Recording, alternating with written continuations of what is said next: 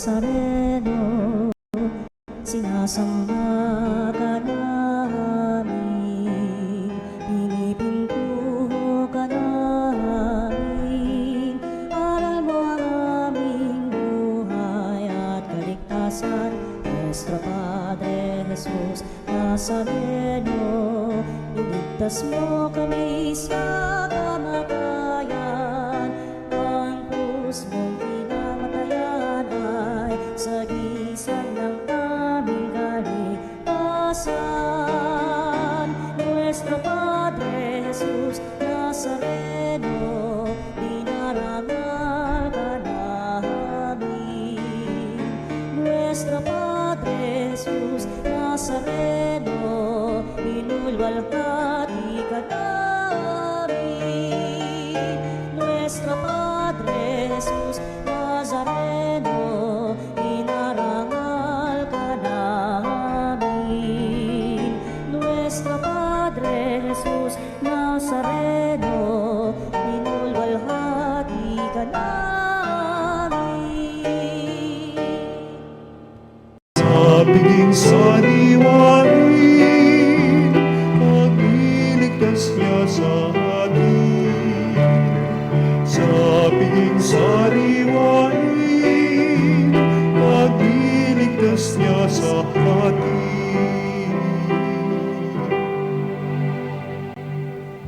Tayo po ay nagkatipon sa ngalan ng Ama at ng Anak at ng Espiritu Santo. Amen. Sumainyo ang Panginoon. At sumaiyo rin. Mga kapatid, tinipon tayo bilang mga kaanib ng angka ng Diyos. Kaya dumulog tayo sa mawaing Panginoong nagpapatawad ng lubos.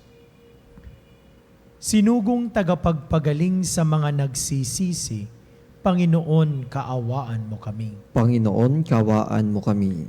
Dumating na tagapag-anyayang mga makasalanan ay magsisi, Kristo, kaawaan mo kami. Kristo, kawaan mo kami. Nakaluklok ka sa kanan ng Diyos Ama para ipamagitan kami, Panginoon, kaawaan mo kami. Panginoon, kawaan mo kami. Kaawaan tayo ng makapangyarihang Diyos, patawarin tayo sa ating mga kasalanan at patnubayan tayo sa buhay na walang hanggan. Amen. Manalangin tayo. Ama naming makapangyarihan, ipagkaloob mo sa amin ang lakas upang alalayan kaming mga mahihina. Ngayong ginugunita ang mahal na Birheng Ina ng Diyos, kaming idinadalangin niya ay makabangon nawa sa pagkalugmok sa kasalanan. Iniluluhog namin ito sa pamamagitan ni Jesucristo kasama ng Espiritu Santo, magpa sa walang hanggan. Amen. Pagbasa mula sa aklat ni Propeta Daniel. Noong mga araw na iyon, nakita si Daniel na nananalangin ng kanyang mga kaaway. Kaya dali-dali siyang isinumbong sa hari.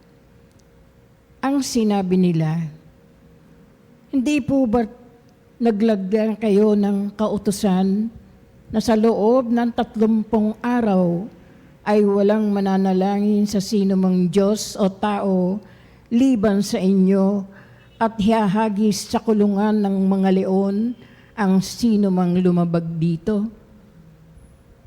Sumagot ang hari, ayon sa kautusan ng Media at Persya, hindi mababago ang kautusang nilagdaan ko.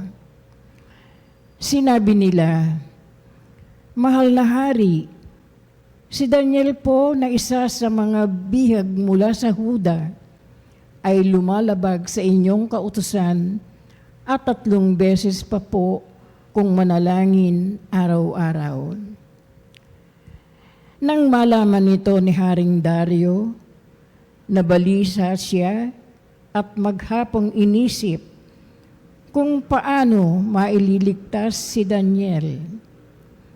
Nang magkaroon uli ng pagkakataon ng makakaway ni Daniel, lumapit ang mga ito sa hari at sinabi, ayon sa kautusan ng Media at Persya, hindi mababago ang kautusang nilagdaan ko. Sinabi nila, mahal na hari, si Daniel po na isa sa mga bihag mula sa Huda ay lumalabag sa inyong kautusan at 3 beses pa po kung manalangin araw-araw. Nang malaman nito ni Haring Dario, nabalisa siya at maghapong inisip kung paano maililigtas si Daniel. Nang magkaroon uli ng pagkakataon ng makakaway ni Daniel, lumapit ang mga ito sa hari at sinabi, Alalahanin ninyo, mahal na hari, na di maaaring baguhin ang alimang kautusan sa Media at Persya. Dahil dito, iniutos ni Haring Dario na ihagi si Daniel sa kulungan ng mga leon. Ngunit sinabi niya rito, naway iligtas ka ng Diyos na pinaglilingkuran mo ng buong katapatan. Ang pintuan ng kulungan ay tinakpan ng isang malaking bato. Tinatakan ito ng pantatak ng hari at ng kanyang ministro para hindi mabuksan ng sino man. Ang hari naman ay umuwi sa palasyo. Magdamag siyang hindi makatulog. Hindi siya tumikim ng pagkain at ayaw niyang paaliw. Kinabukasan,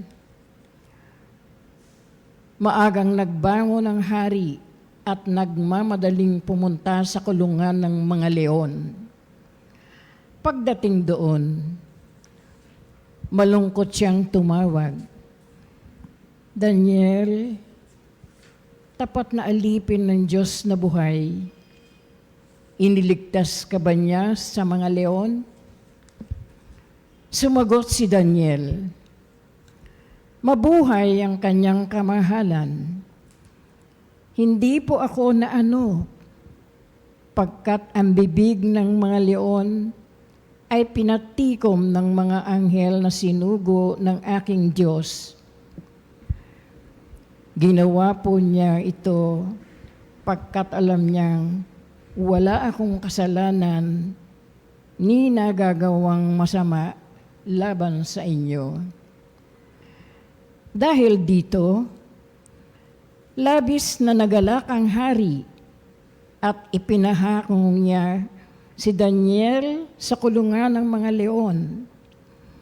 Nang siya'y maiahon, wala silang nakita kahit bahagyang galos sa katawan ni Daniel. Ang lahat ng may kinalaman sa pagkahagis kay Daniel sa kulungan ng mga leon ay ipinahagis doon ng hari, pati ang kanilang sambahayan. Hindi pa sila halos sumasayad sa kulungan, ay nilapa na sila ng mga leon. Pagdating sa palasyo, sinulatan ni Haring Dario ang lahat ng lahi, wika at bansang kanyang nasasakupan. Anang sulat, sa lahat ng kinauukulan, iniuutos ko sa lahat na nasa sakupan na matakot at gumalang sa Diyos ni Daniel. Siya ang Diyos na buhay at maghahari magpakailanman. Hindi mawawasak ang kanyang kaharian at mananatili habang panahon ang kanyang kapangyarihan. Siya'y nagliligtas. Gumagawa siya ng mga kababalaghan sa langit at lupa. Iniligtas niya si Daniel sa mga leon. Ang salita ng Diyos. Salamat sa Diyos. Dakilait papurihan ang poon magpakailanman. Dakilait papurihan ang poon magpakailanman. Purihin ninyo ang Panginoon, mga hamog at ulan. Awitan siya ng papuri at dakilain magpakailanman. Dakilait papurihan ang poon magpakailanman. Purihin ninyo ang Panginoon, graniso at ginaw. Awitan siya ng papuri at dakilain magpakailanman. Dakilait papurihan ang poon magpakailanman. Purihin ninyo ang Panginoon, yelo at niebe. Awitan siya ng papuri at dakilain magpakailanman. Dakilait papurihan ang poon magpakailanman. Purihin ninyo ang Panginoon, mga araw at mga gabi. Awitan siya ng papuri at dakilain magpakailanman. Dakilait papurihan ang poon magpakailanman. Purihin ninyo ang Panginoon, liwanag at kadiliman. Awitan siya ng papuri at dakilain magpakailanman. Dakilait papurihan ang poon magpakailanman. Purihin ninyo ang Panginoon, mga kidlat at mga ulap. Awitan siya ng papuri at dakilain magpakailanman. Dakilait papurihan ang poon magpakailanman. O lupa, dakilain mo ang Panginoon. Awitan siya ng papuri at dakilain magpakailanman. Dakilait papurihan ang poon magpakailanman. Hallelujah, hallelujah, hallelujah. Hallelujah, hallelujah, hallelujah. Naririto malapit na ang kaligtasang pag-asa upang ating matamasa. Alleluia, alleluia. Sumainyo ang Panginoon. At sumaiyo rin. Ang mabuting balita ng Panginoon ayon kay San Lucas. Papuri sa iyo, Panginoon. Noong panahong iyon, sinabi ni Jesus sa kaniyang mga alagad, "Kapag nakita ninyong kubkub na ng mga hukbo ang Jerusalem, talastasin ninyong malapit na ang pagkawasak nito. Dapat tumakas sa kabundukan ang mga nasa Judea at umalis ng lungsod ang mga naroon. Huwag nang pumasok doon ang mga nasa kabukiran, sapagkat ito ang mga araw ng pagpaparusa bilang katuparan sa mga nasasaad sa kasulatan.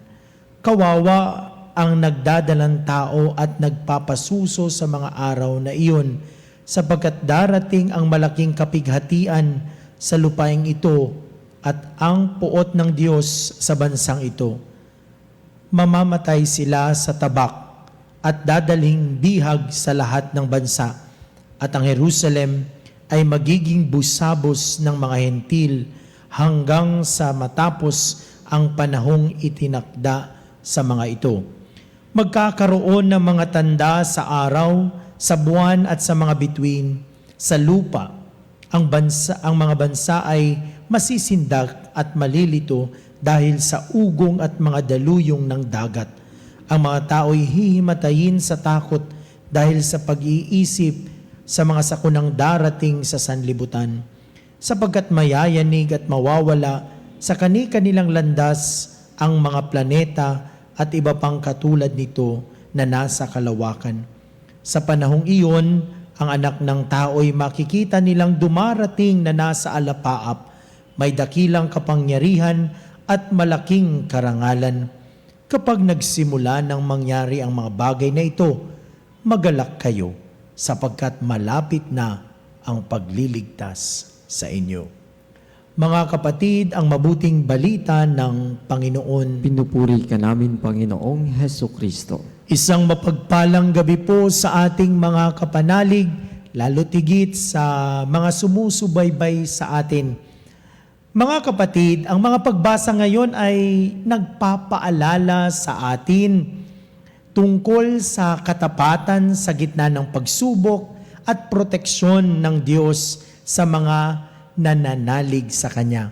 Sa unang pagbasa ating narinig, si Daniel ay ipinatapon sa kulungan ng mga leon, ngunit hindi siya napahamak dahil sa kanyang pananalig sa Diyos. Sa Ebanghelyo naman, Sinabi ni Jesus ang tungkol sa mga darating na kaguluhan at takot, ngunit binigyan niya tayo ng pag-asa. Tumindig kayo at itaas ang inyong ulo sapagkat nalalapit na ang inyong kaligtasan. Sa gitna ng kaguluhan, sa mga kaguluhang nangyayari sa ating palibot, malinaw ang mensahe ng Diyos na siya ay tapat sa mga taong tapat sa Kanya.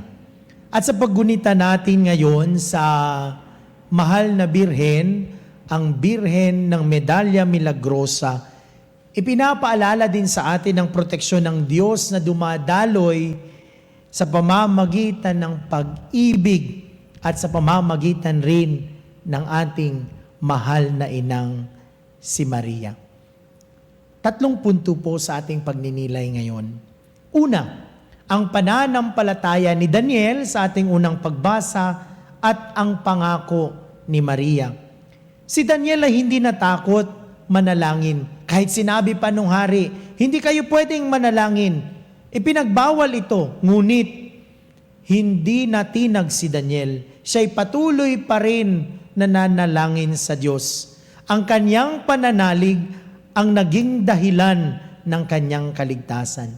Sa parehong diwa, noong panahong 1830 sa Paris, France, ang ating mahal na birheng Maria ay nagpakita sa isang batang madre na si Saint Catherine Labor. At nakita niya yung aparisyon ng mahal na birhen ng Milagrosa, Medalya Milagrosa. At sinabi sa kanya ng mahal na birhen ay magpagawa ka ng isang medalyon at ang ipapagawa mo ay yung mga nakikita mo ngayon. At nakapalibot doon sa mahal na birhen ang mga katagang, O Mary, conceived without original sin, pray for us who recourse to thee. O Maria, ipinaglihing walang kasalanan, ipanalangin mo kaming dumudulog sa iyo. At ipinagawa nga ng madreng si Santa Catalina o si Saint Catherine Labor. At ipinamigay ito sa mga tao. At di kalaunay naging maraming debosyon o nagdedebosyon. Ginagamit yung miraculous medal na magpasa hanggang ngayon ay marami pa rin ang nagsusuot. At maraming nagpatotoo na sa pamamagitan nitong miraculous medal, marami ang napagaling, marami ang naprotektahan at kung ano-ano pang gabay ng mahal na birheng si Maria. Ang pananalig ni Daniel at ang mensahe ni Maria ay iisa. Kapag ang puso natin ay tapat sa Diyos, hindi niya tayo pababayaan. Pangalawa, ang proteksyon ng Diyos sa panahon ng pagsubok. Sinabi ni Jesus sa ating ebanghelyo kung anong mangyayari sa wakas, sa huli, or sa end, yung mga digmaan, yung mga palatandaan sa langit, sa lupa, sa mga bituin, sa mga buwan, sa araw. Itong mga palatandaan at mga pangyayaring pwedeng sumubok sa ating pananampalataya. Let me give a concrete example.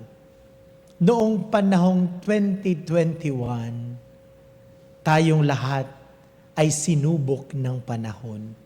Noong ang pandemya ay nangyari.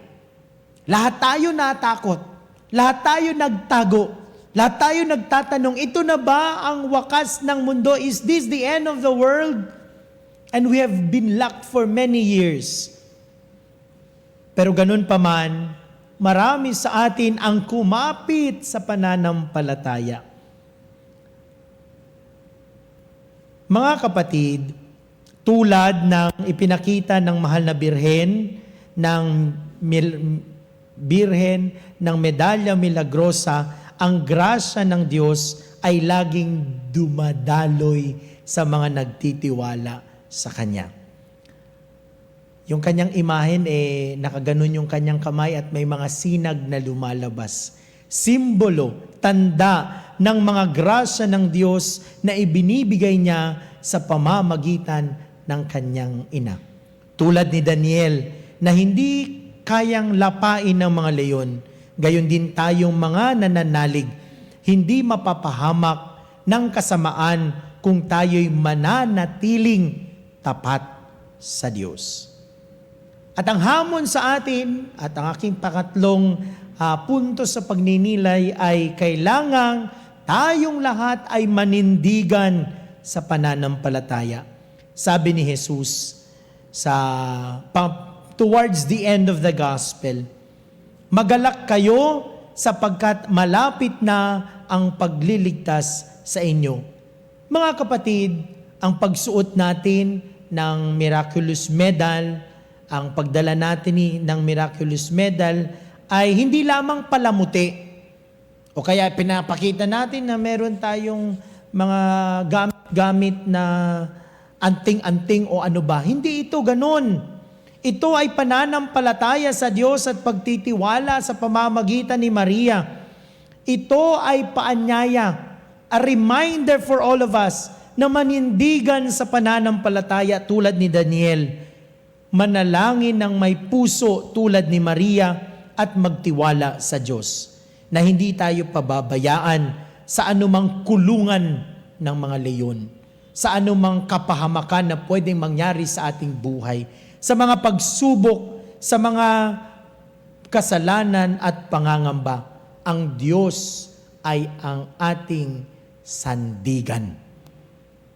Kung tayo ay patuloy na naninindigan sa pananampalataya, alam nating meron tayong matibay na sandigan. Yung ay walang iba, kundi ang ating Diyos. Sa ating pagdiriwang ngayon at paggunita sa mahal na birhen ng Medalya Milagrosa, sariwain natin ang ating pananampalataya at pagtitiwala sa Diyos. Sa bawat medalyong ating daladala, sa ating bulsa, kung minsan nasa keychain, kung minsan nasa loob ng wallet, kung minsan nasa kwintas, ito ay paalala sa atin na sa ating paglalakbay dito sa mundo, hindi tayo nag-iisa.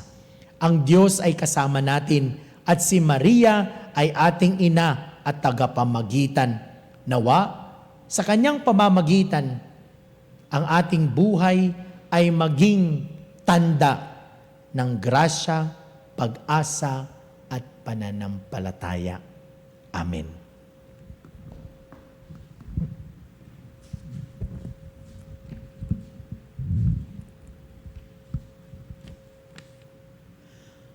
Habang natitipon tayo upang ipagdiwang ang misteryo ng ating kaligtasan, bumaling tayo sa Diyos Ama nang may pananalig at hingin ang kanyang awa. Sa bawat pagsusumamo ang ating itutugon, Panginoon, dinggin mo ang aming panalangin. Panginoon, dinggin mo ang aming panalangin.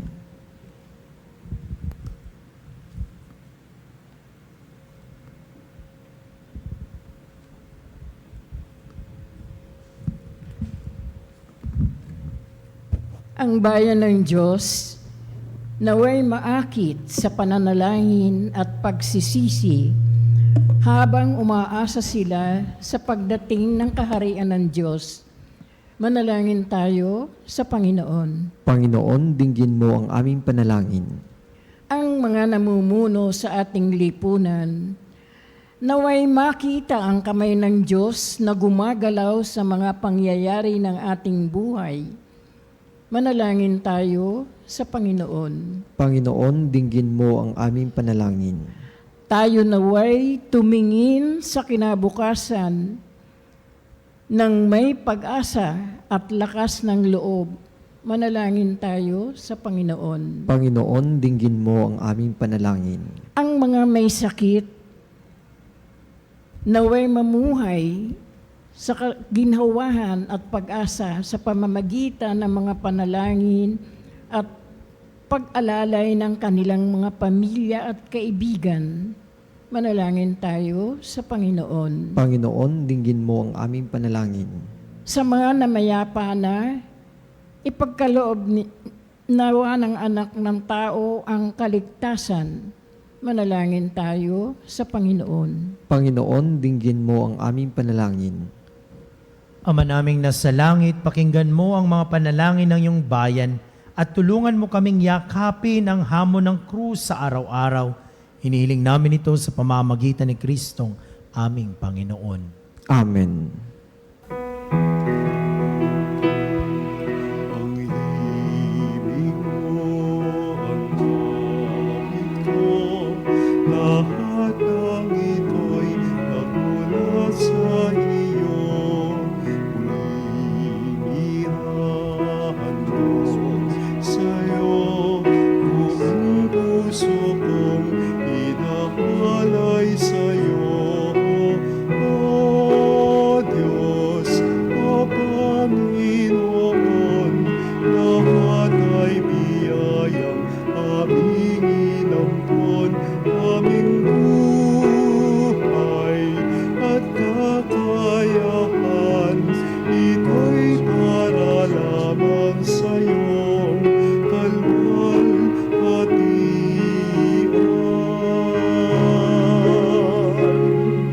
Ito'y para lamang sa'yong kalwalhatian.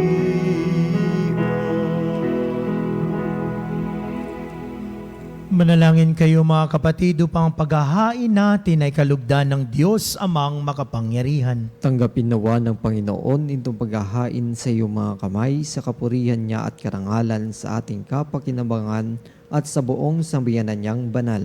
Ama naming lumikha sa pagunita namin sa mahal na Birhen, hinihiling naming ang aming paghahain ay lakipan mo ng kapupunan upang kami ay maging handog na ikinalulugod mo kailanman sa pamamagitan ni Jesucristo kasama ng Espiritu Santo magpa sa walang hanggan. Amen. Sumainyo ang Panginoon. At sumairin. Itaas sa Diyos ang inyong puso at diwa. Itinaas namin sa Panginoon. Pasalamatan natin ang Panginoong ating Diyos. Marapat na siya ay pasalamatan. Ama naming makapangyarihan, tunay ngang marapat na ikaw ay aming pasalamatan.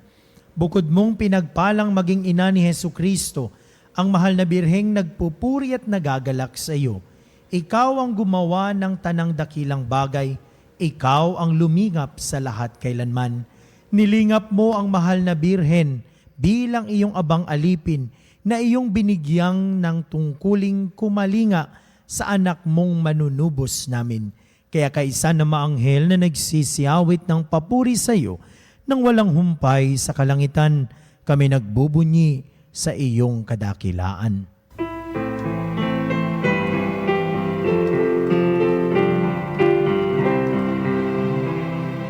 Santo, Santo, Santo, Panginoong Diyos ng mga hukbo, napupuno ang langit at lupa ng kadakilaan mo. Hosana, Hosana sa kaitaasan, pinagpalaan na paririto sa ngalan ng Panginoon. Hosana, Hosana sa kaitaasan.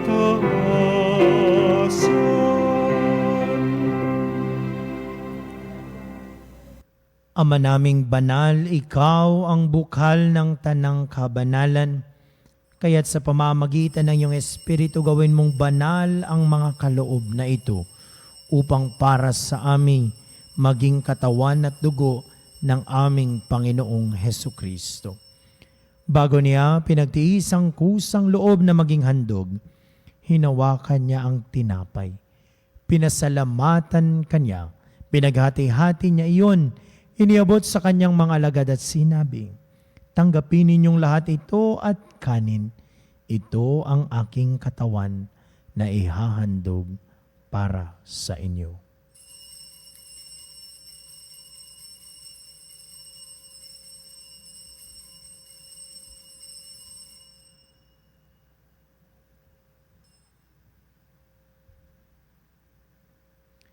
Gayon din naman nung matapos ang hapunan, hinawakan niya ang kalis. muli kanyang pinasalamatan. Iniabot niyang kalis sa kanyang mga alagad at sinabi, "Tanggapin ninyong lahat ito at inumin.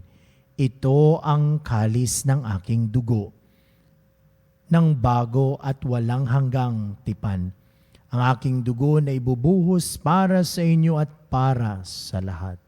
Sa ikapagpapatawad ng mga kasalanan, gawin ninyo ito sa pag-alala sa akin."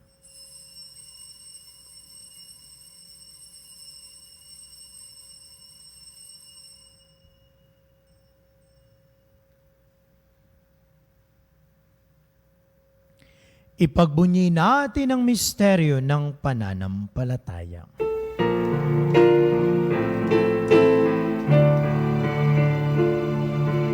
Ang kamatayan mo, Panginoon, aming ipinahayag. Ang muli mong pagkabuhay ay pinagdiriwang hanggang sa iyong pagbabalik. Hanggang sa iyong pagbabalik. Ama, ginagawa namin ngayon ang pag-alala sa pagkamatay at muling pagkabuhay ng iyong anak. Kaya't iniaalay namin sa iyo ang tinapay na nagbibigay buhay at ang kalis na nagkakaloob ng kaligtasan. Kami nagpapasalamat dahil kami iyong minarapat na tumayo sa harap mo para maglingkod sa iyo. Isinasamo namin kaming magsasalo-salo sa katawan at dugo ni Kristo ay mabuklod sa pagkakaisa sa pamamagitan ng Espiritu Santo. Ama, lingapin mo ang iyong simbahang laganap sa buong daigdig. Puspusin mo kami sa pag-ibig, kaisa ni Leon na aming Papa at ni Elias na aming Obispo at ng Tanang Kaparian. Alalahanin mo rin ang mga kapatid naming nahimlay nang may pag-asang sila'y muling mabubuhay, gayon din ang lahat ng mga pumanaw. Kaawaan mo sila at patuloyin sa iyong kaliwanagan.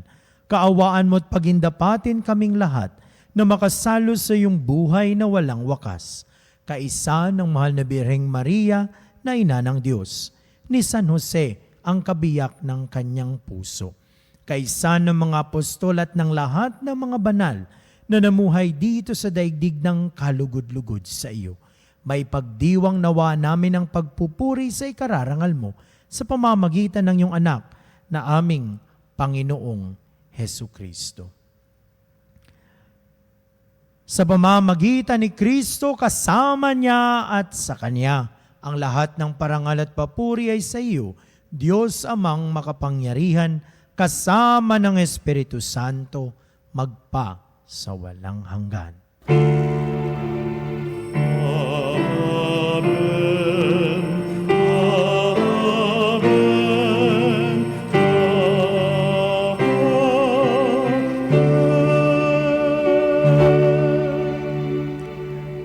Sa tagubili ng mga nakagagaling na utos at turo ni Jesus na Panginoon natin at Diyos, ipahayag natin ang lakas loob.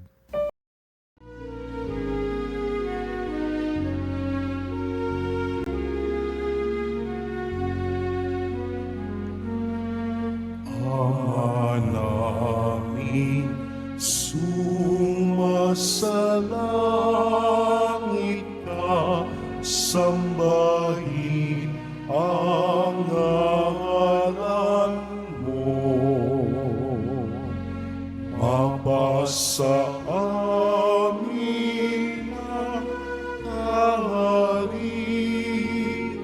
mo, sundin ang loob mo. Dito sa lupa para ng sa langit, bigyan mo kami ngayon ng aming kakanin sa araw-araw, at patawarin mo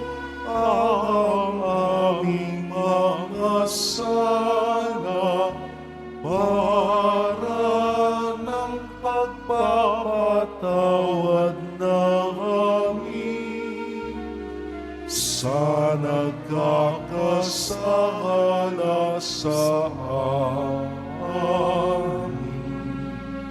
At huwag mo kami ipahintulot sa tukso at iadya mo kami sa lahat ng masama. Hinihiling naming kami adya sa lahat ng masama. Pagkalooban ng kapayapaan, araw-araw iligtas sa kasalanan at ilayo sa lahat ng kapahamakan, samantalang aming pinananabikan ang dakilang araw ng pagpapahayag ng tagapagligtas naming si Yesu Kristo. Sapagkat iyo ang kaharian, kapangyarihan at ang kapurihan magpakailanman. Amen. Panginoong Yesu Kristo, sinabi mo sa iyong mga apostol, kapayapaan ang iniiwan ko sa inyo, ang aking kapayapaan ang ibinibigay ko sa inyo. Tunghayan mo ang aming pananampalataya at huwag ang aming pagkakasala. Pagkalooban mo kami ng kapayapaan at pagkakaisa ayon sa iyong kalooban kasama ng Espiritu Santo magpasawalang hanggan. Amen. Ang kapayapaan ng Panginoon ay laging sumainyo. At sumayo rin. Magbigayan kayo ng kapayapaan sa isa't isa. Kapayapaan po sa bawat isa. Cordero ng Diyos, na nag-alis ng mga kasalanan ng sanlibutan,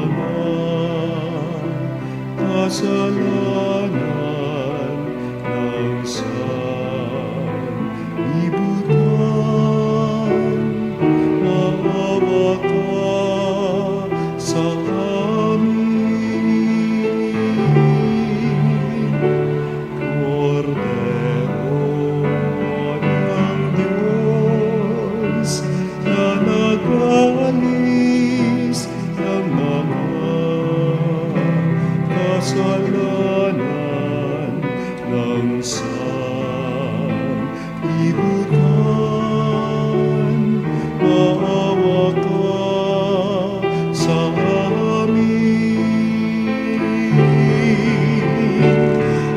Cordero ng Diyos, na nag-alis ng mga kasalanan ng sanlibutan, ipagkaloob mo sa amin ang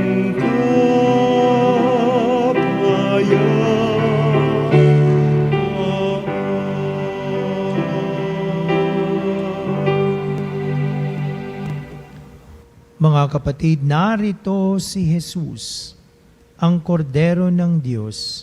Siya nag-aalis ng mga kasalanan ng sanlibutan, mapapalad tayong lahat na inaanyayahan sa kanyang banal na piging. Panginoon, hindi ako karapat-dapat na magpatuloy sa iyo, ngunit sa isang salita mo lamang ay gagaling na ako.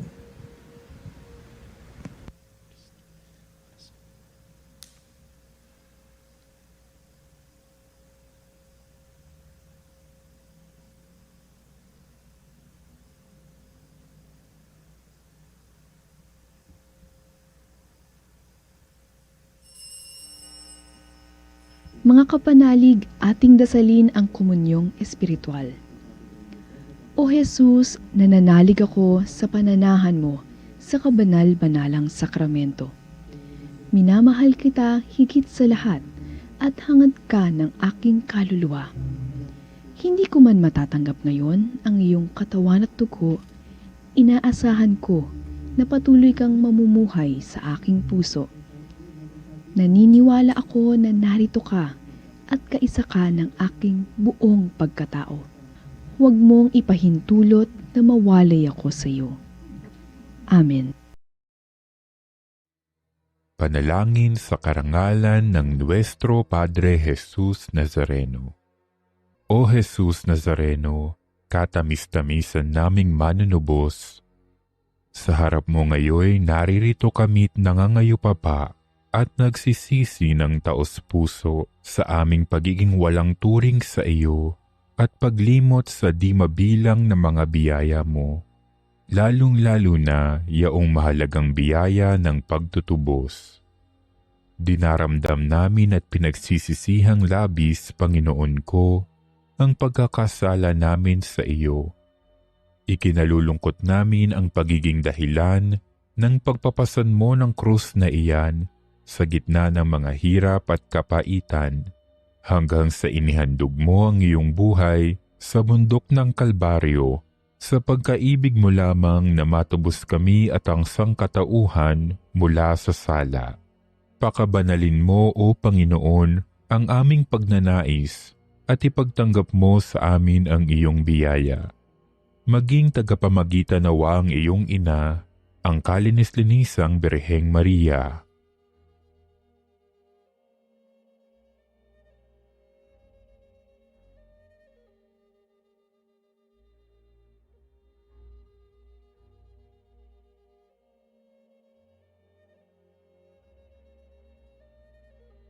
Ama naming makapangyarihan, niloob mong akuin ang iyong anak, ang krus at kamatayan, upang ang sangkatauhan ay matubos at mabuhay. Ang pag-ako namin sa krus at kamatayan dito sa lupa, ayon sa diwa ng pagsunod sa iyong loob, na ginanap ng iyong anak, ay magpagindapat nawa naming kamtin ang lubos na katubusan at pagkabuhay sa iyong piling, sa pamamagitan ni Hesukristo, kasama ng Espiritu Santo, magpasawalang hanggan. Amen. Nuestro Padre Jesus Nazareno, Panginoon namin at Diyos, kaawaan mo kami. Langin tayo. Ama naming mapagmahal, ang aming pagsasalo sa haing nagbibigay buhay sa paggunitan namin sa mahal na ina ng iyong anak, ay magdulot nawa sa amin ng iyong kagandahang loob upang lagi naming madama ang iyong paglingap sa pamamagitan ni Hesukristo kasama ng Espiritu Santo magpa sa walang hanggan. Amen. Ilang paanyaya po, tayo po ay magkakaroon ng misa nobenaryo sa darating na ika-29 ng Nobyembre para sa dakilang kapistahan ng kalinis-linisang paglilihi sa mahal na Birheng Maria o Immaculate Conception sa ika-8 ng Disyembre. Inaanyayahan ng lahat na dumalo sa ating healing masses dito sa Veritas Chapel at maging isang Veritas Eucharistic Advocate. Makipag-ugnayan lang po sa Religious Department. Tumawag lamang po sa 8925-7931, local 129-131-137 o mag-text sa 0917-631-4589 at hanapin si Binibining Rene Jose o si Binibining Ali Nadje.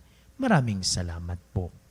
Sumainyo ang Panginoon At sumayo rin. at pagpalain kayo ng makapangyarihang Diyos, Ama at Anak at Espiritu Santo. Amen. Tapos ng ating banal na pagdiriwang, humayo kayong taglay ang kapayapaan ni Kristo. Salamat sa Diyos. Magandang gabi po sa inyong lahat.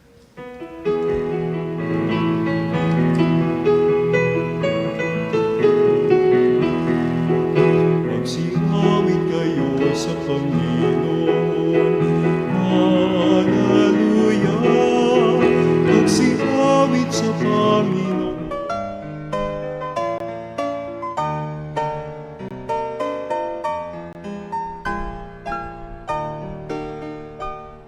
Nuestro Padre Jesus Nazareno, sinasamba ka namin, pinipintuho ka namin, aral mo ang aming buhay at kaligtasan.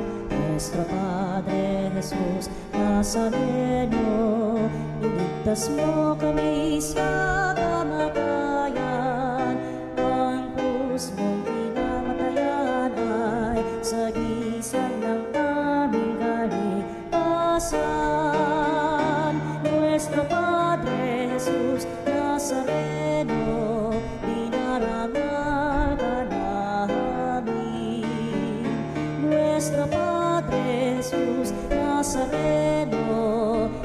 luwalhati ka na